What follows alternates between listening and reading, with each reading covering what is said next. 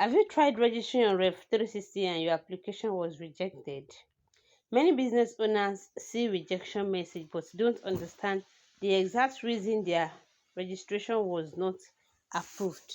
In this video, I will explain the common reasons why Rev360 registration gets rejected and what you can do to avoid making the same mistakes. Welcome to CAC Business Registration Nigeria Sholadvem 247. Let's get started. Here is the disclaimer. This video is strictly for educational purpose only. The information shared is to help business owners and the public to understand the possible reasons behind Rev360 registration rejection and how to avoid those common mistakes. This content should not be considered as professional tax, legal or official advice. Always confirm your specific situation with the appropriate authority or a qualified professional. That being said, let's proceed. Registration rejection is not the end of your Rev360 activation. One of my students sent this to me that, oh, please, ma, my registration was rejected. And she was like, oh, how am I going to do it? This and that. I don't have time to go to the office. What can I do? Then I just told her to calm down and let's figure it out.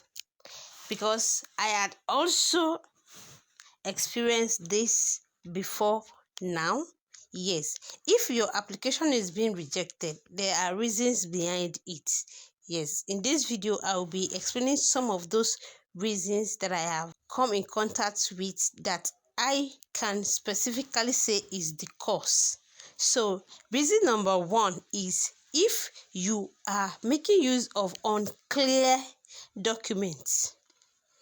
Once you finish your registration and is under awaiting approval, if the document you upload, either your NIN or your utility bill, either NEPA bill or any other bill that you uploaded, if it is not clear enough for the person that wants to approve it to see what is being written in that particular document that you uploaded, your registration will be rejected.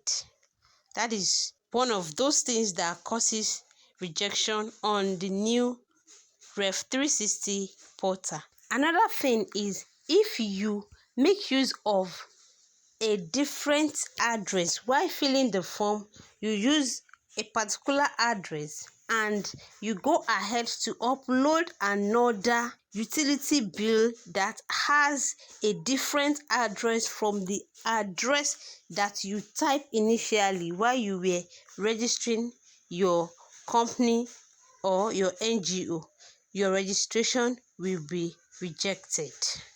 Another reason why your registration on Rev360 can be rejected is if you did not provide a complete information while you were filling your form, then your registration will be rejected.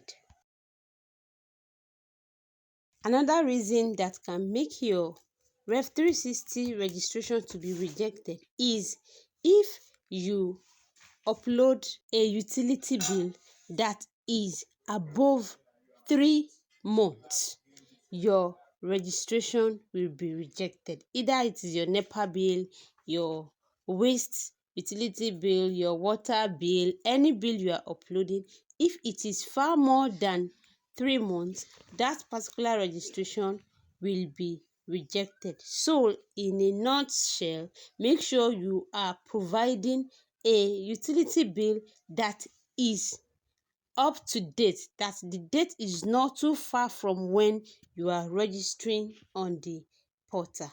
Another reason why your registration can be rejected is if you upload a particular NIN that has a different name on it and you impute another different name where the director or proprietor's name is supposed to be, then your registration will also be rejected. So far, these are the reasons for some rejections that I have come across during some of the registrations that I have done so far on the new tax portal Rev360, and I have been able to fix them just by doing the right thing. So all you need to do for you to prevent rejection is to make sure you put the right thing in the right place. Mind you, for every rejection you get, or for any rejection email that you receive from the NRS, make sure you check properly for you to see the exact reason for that rejection, because every rejection comes with the reasons for rejection, so as for you to be able to know the exact way to tackle your rejection. So if you receive that particular rejection email, check properly for you to see the correction that is expected of you to do on the Rev360 portal, which will be specified for you in that message. If you look at this particular rejection email, it says reasons for rejection. You can see the part where I circled with red says reason for rejection. The utility bill that is uploaded is not the current one. So this is something you will look for in your email if your registration was rejected. Look for the reason why that particular registration was being rejected. And if you look at this second one here, its own reason for rejection is because of incomplete information. While the person was doing the registration, he did not complete the needed information. So for that reason, the registration had to be rejected.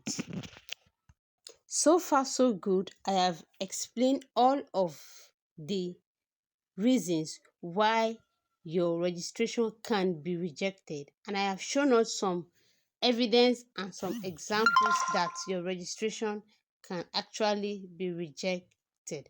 Right now, we will go into how you can fix those rejections from your portal in the next few minutes. But before then, if your Rev360 registration had also been rejected before now during your registration, and I didn't mention the reason for that particular rejection of yours, I want you to drop it in the comment section for others to also learn and know what they need to put in place during their own registration, and also impute how you solve it out.